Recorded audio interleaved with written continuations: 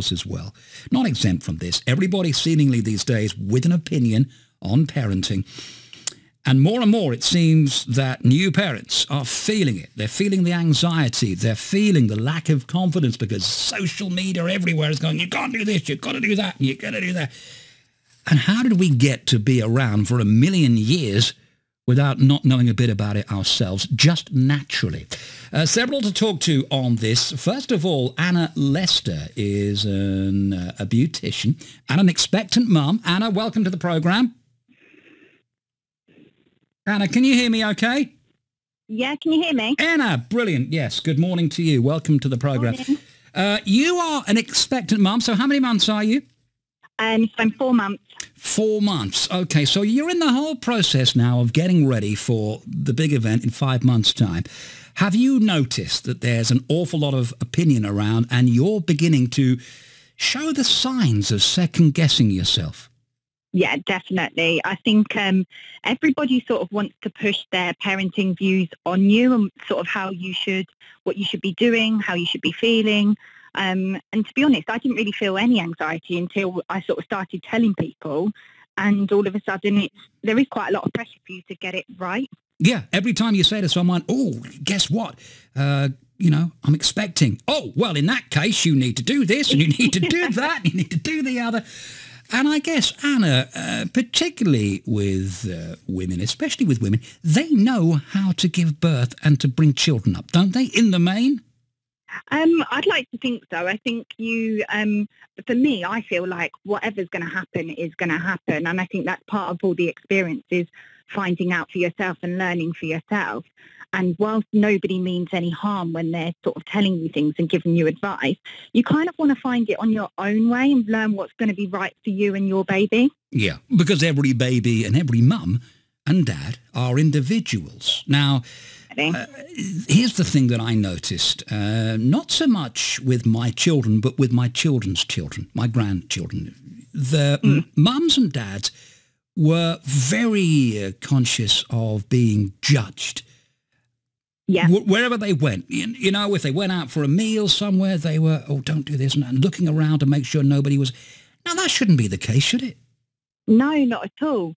I mean, I've read I know there's been an awful lot in the media over the last sort of 6 months or so about like people feeding their children in public.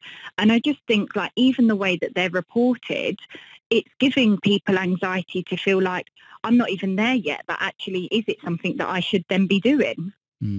How do you think you would react if you were on a bus and your baby is 6 months old and maybe, is upset about something and making the noise that babies make and you get several people around you going, oh, can't you keep that baby quiet? I'd probably feel like really self-conscious about it. But I mean, to me, there's not you're trying your best as a parent. There's probably not an awful lot you can do. And by people judging and making those comments, it's just a little bit unnecessary. How are you finding social media? Because it once was a platform of great support, but now almost it's like you're exposing yourself to every comment from every Tom, Dick and Harry who has one about parenting. To be honest with you, I haven't really put anything on social media. For myself, I only use it as a business platform and that's about it. But I know I have another friend who is pregnant as well. She's a few weeks behind me. And I know there's been a lot of changes around like what you can and what you can't eat. And I know she put something on her Instagram about her having like runny eggs in the morning. Yeah. And she got a lot of comments from other people saying, no, you can't do this and you can't do that. And she, even when she was saying, no, do you know what? It's like a new thing, like I can have this. My midwife is saying it's fine. People were still saying, no, you can't. Have you had reams of advice about the actual delivery? Because that seems to be another area of great vocal outburst. Not so much advice. I've heard a lot of birth stories that I think is a little bit daunting, and I just kind of feel like they don't really need to be shared. I mean, your baby's going to come out one way or another. And I think for me, I personally feel like ignorance is bliss. Like whatever is going to happen is going to happen. Like the baby, as long as my baby is happy, healthy and arrives safely, I don't really need to know about what other people have experienced. New mums often worry that they don't have the skills. Has that gone through your mind? I suppose a little bit. You're always going to have a little bit of sort of feeling anxious around it. But I know like the hospital, they do offer like a lot of classes and things like that you can go to that seem really in depth. Mm. So there is some support around and you've made use of that, have you? I haven't been to any as yet, but I have got some booked that are coming up. So I'm hoping that I'll be able to sort of feel a little bit better after those. Anna is an expectant mum. Let's talk to a new mum of a baby. Louise Bryden is on the show with us. Hi, Louise. Hello, James. Great to speak to you. Now, how old is your youngest? He's now coming up to 9 months. Now coming up to 9 months. Does any of this make sense, Louise? Have you found yourself being told about this, about the other? Don't do this, don't do that. Oh, definitely, yes. People love to have their opinion. And like Anna said, they love to tell you their horrific birth story just before you're about to give birth. Right. You don't want to hear it, right? You really don't want to hear it, though. Yeah. So how do you deal with it as a new mum, Louise? How do you say, you know what, this is how I'm doing it, so with respect, mind your own damn business? I think I've learned over time that the best thing is at the time you sort of nod along and say, oh, yes, lovely. And then when you walk away, you just think, nope, that's gone straight out of my head. Yeah. And I'm not taking it on board because everyone's got their own opinions and things change a lot, like Anna said, over time. And maybe what was right when they had their children now is totally different. The advice they give you. The really interesting thing about this, because us grandparents, if you will, we are kind of a little bit set in our ways and we had our routines and things that we thought were right. A lot of that has now changed. Exactly. And that's not the advice they'd give now, but obviously the grandparents want to help as much as they Exactly. can. So when I say to them, go on, climb the tree, you'll be fine. And mum is going, no, don't climb the tree, you won't be fine. Yeah, I mean, that's an extreme view, but a lot of the advice has changed over the years. Anna, we've been talking to, as you've been hearing, and, is beginning to, not to any great degree, but certainly wonder about, the maternal skill set. How easily does that come to the fore? Was that the same with you? Before you gave birth to your first, did you think, well, how do I do this? Will I know what to do? Oh, definitely. I'd never changed a nappy before, didn't have a clue about feeding babies, absolutely nothing, no babies in my family at all. So it was, you think, please hope, that my instincts suddenly kick in. Instincts kick in. But they really do, don't they? Yeah. They just suddenly, you just get on with it. And you have to, because there's a baby there who needs you 24/7. Exactly. What would your advice then be to Anna, who is 5 months away from the glorious and pain-free moment of giving birth? Oh, surround yourself with friends who, if you need advice, you can ask for, but don't ram it down the back of your throat. Exactly. Yeah. So, sort of nod sweetly and say, oh, well, thanks for that advice. And then ultimately it's down to you. You shouldn't feel pressured, Louise, into taking any advice. And don't be in the middle of the night, which most mums do, end up on Mumsnet or online on one of these Google sites saying, why is my baby not sleeping? Or rah. Does that sound like that could happen, Anna? You seem to be almost thinking, I had planned to do that. We've got some fresh advice on the way from bump buddies over in Bury St Edmunds, so hopefully there'll be a bit more of, acceptable advice on the way onto this subject. Louise, thank you very much. What's the name of your latest, by the way? He's called Cole. He's called Cole. Okay, what, 6 months old? Nearly 9 months. Sorry, 9 months old, yeah. Any word yet? Because that's another thing, isn't it? Oh, no. Because people say, they should be talking by now. They should be walking at this age. They should be talking at that age. They're all different. Oh, someone said to me yesterday, is he pulling himself up to walk yet? I said, no, he's not even crawling.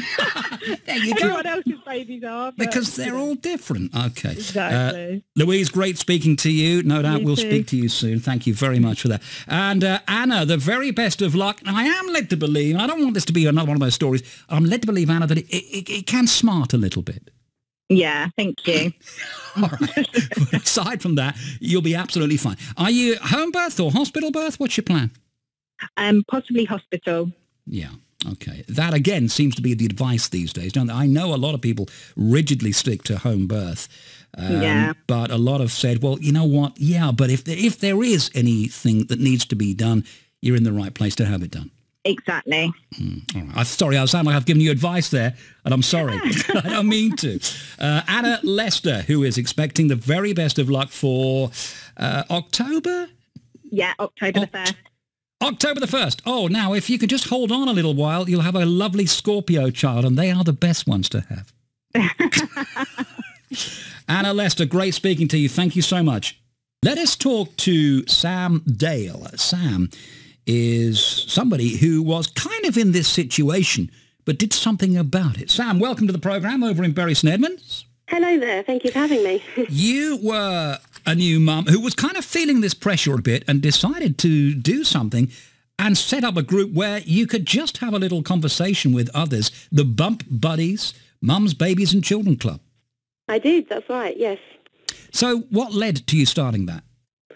Basically, I became pregnant in 2016 and realised I didn't know anybody who was pregnant and just thought, well, this is really lonely. Yeah, you're thinking to yourself, well, hang on, I just need to talk to other people. Yes, yeah. I mean, obviously it's a minefield when you're pregnant and your mind is all over the place and you just need somebody, your husband is fantastic, but you need other women, to know what you're going through and, that can empathise.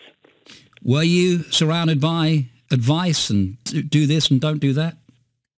Well, I wasn't a new mom. I've had previous children. Right. So I think we've got, mixed up with that fact.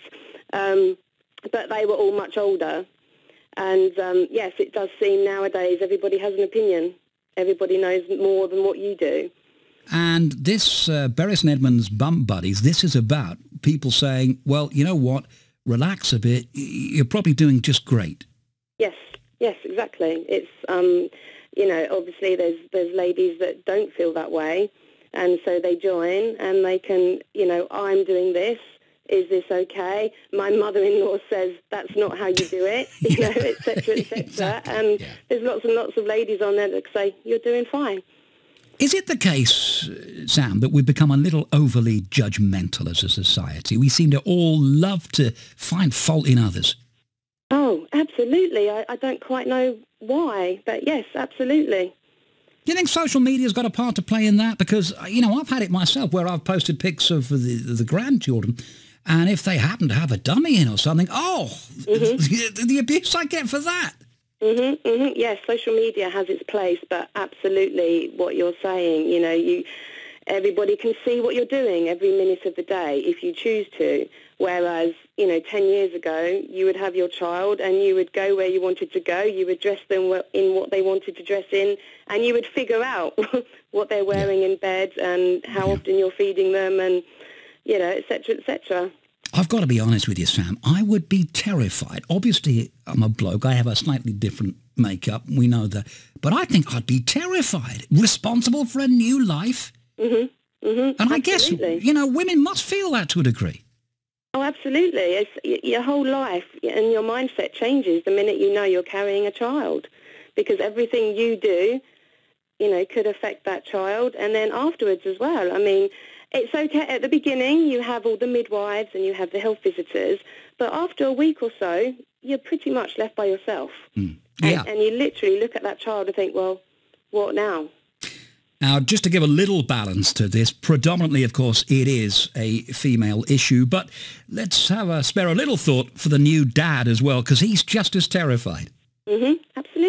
Absolutely. He's seen his wife or partner go through the pregnancy, some with ease, some not, and they're helpless. They can't do anything. They don't have the medical knowledge to know that everything's okay, and, to put her mind at rest. And then absolutely, once that child comes along, he's, I think, even more out of control, maybe, wouldn't you think? Because the woman, whether rightly or wrongly, is stereotypically the one that would look after the baby. Oh, I was told to stand in the corner and shut up in the delivery room. Yeah, I mean, that was 30 years ago now. But basically, we were just in the way. Yes. Bottom line. And, I've really felt it. As you say, it's life-changing, not just for the women. It's life-changing for dad as well. Yes, absolutely. And also, again, not all cases, but the man has to go to work the next morning. And he has to leave that woman. He has to leave his child that he loves just as much as that, the mother. And also they're up in the night and, it's, like I said, it's a minefield, isn't it? It is a minefield, and hence groups such as the Bury St Edmunds Bump Buddies exist so that you can just have a friendly chat and, not get judged, just, have a friendly chat with others going through that. And that's on the social media. That's on Facebook, is it, Sam? It is, yes. Okay, and it doesn't have, you don't have to be a Bury St Edmunds resident either. You can, I'm sure, welcome anybody. Well, no, I mean, predominantly it surrounds Bury and the surrounding areas. Yeah. But no, obviously, if somebody's feeling, out of sorts and really, really needs to chat, then of course. Yeah, and it's really interesting how fast the group has grown. It does show that there is a need for just that kind of support. Well, this is how it started. When I first done it, to be really honest with you, I put a Lonely Hearts ad up on the Facebook selling pages. Yeah, saying, I'm pregnant. Is there anybody else in my position? I don't know anybody who's pregnant. I'd really like some mummy friends. And I got so much of a reply that I thought, well, I can't be adding strangers to my Facebook account. I'm going to have to start a group. And with that, it just went from hundreds to hundreds each week of women that were lonely. Yeah, absolutely. And that is one of the other critical elements, because particularly when you finish or when you come away from work, as you do in the last, I guess, 3 months to go or whatever, and then all of a sudden you're just at home all the time, having been at work, and then your mind starts racing, I guess. Yes, exactly. You can only think of the baby, or as you just said, when your mind is used to focusing on other things, it's like, well, what should I do with myself now? Sam is on Facebook. The club, or the group, is called, well, it kind of is a club, the Bury St Edmunds Bump Buddies. If you want to look into that and get some of that friendly advice, and just the fact that you're not alone, I think is crucial for all as well. Sam, thank you so much for your time. Continued success with the group. Thank you very much. Thank you. Gemma's on the show with us. Gemma is from Suffolk Babies. Hi, Gemma. Hi, lovely to speak to you. Welcome to the programme. So, I mean, this is a familiar tale, all that we're hearing this morning, is it, where mums are feeling isolated, lonely, and on top of all of that, they're getting judged for everything they do. Absolutely. I mean, my youngest son's actually only 2, so it feels like very recent that I was in that position as well, so I completely identify. Yeah, Sam there talking about the loneliness of it. I mean, I guess that's something, we all think about the welfare of the child and their health and the scans and all of that. But, that's part of it, isn't it? Just being alone all day long with this life growing inside you, that's got to be lonely and terrifying. Definitely. I mean, we at Suffolk Babies provide antenatal classes, and we try and sort of get women to get chatting and get dads to get chatting there as well. But personally, I attended antenatal classes with my son 2 years ago, and this weekend I'm going to one of those babies that was in that group's second birthday. Wow. And those women, those mums were an absolute lifeline for me, and we didn't always have time to meet up. We didn't always feel like leaving the house, especially on a day like today, but it was just having someone to text who was going through it at the same time. Bothers me, as I've mentioned to our other guests, how we've all become so very judgmental in society. Unless, you've got this perfectly dressed, perfectly clean child in a perfectly new pram being completely quiet, then somehow we're doing something wrong. Yeah, I don't know. I think often we, as mums, we're sort of feeling like our confidence has been knocked and, feeling like we need to get out of the house and stuff. And often a lot of the judgment comes from ourselves and feeling that people are looking at us and judging us. But often it's more with empathy, or certainly that's been my experience. I mean, when we have mums come into our classes, I don't care what state the mum is in, what state the baby's in, if they're still in their pyjamas. I've had mums giving their babies breakfast in class because they didn't have time. I've had babies vomiting on my equipment. Nothing matters, especially I've got 2 kids of my own at home. I am very much used to it, and all of our teachers are mums, so we all get it. Bottom line is, regardless of age or how many children you've had, it is hard work. It's simple as that. It is really hard work. And for us to sort of turn our nose up and go, oh, they don't know what they're doing as a parent, I mean, that's really unkind, isn't it? And unhelpful. Yes, definitely. I mean, every mum, doesn't know what they're doing initially. That little person that you give birth to is a complete stranger. And the only way you can get to know them and feel more confident is with time. And really just spending time getting to know them, learning their needs and stuff like that. And cutting yourself a break. You know, if you feel like not getting out of the house and staying in your pajamas, stay at home, you know, but perhaps reach out and text somebody a little bit so you've got a little bit of, you know, communication with the outside world, but definitely cutting yourself some slack and, you know, reaching out to those people who do understand, those mums that are going through it, because in my experience, they are the absolute best people to, you know, make you feel better. Absolutely, yeah. And I guess dads as well, because I can recall, you know, when my first was born, I remember how unprepared I was for the emotions.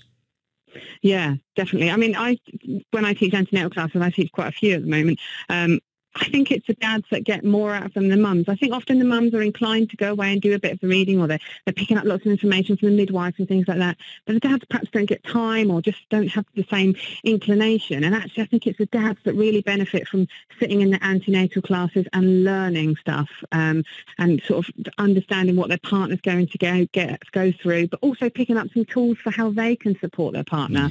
I really enjoy watching the dads learn and grow and coming up to me afterwards and saying how much they got out of it. Absolutely. Gemma Gooch from Suffolk Babies. Gemma, great talking to you. Thank you for your time. No worries. Thank you.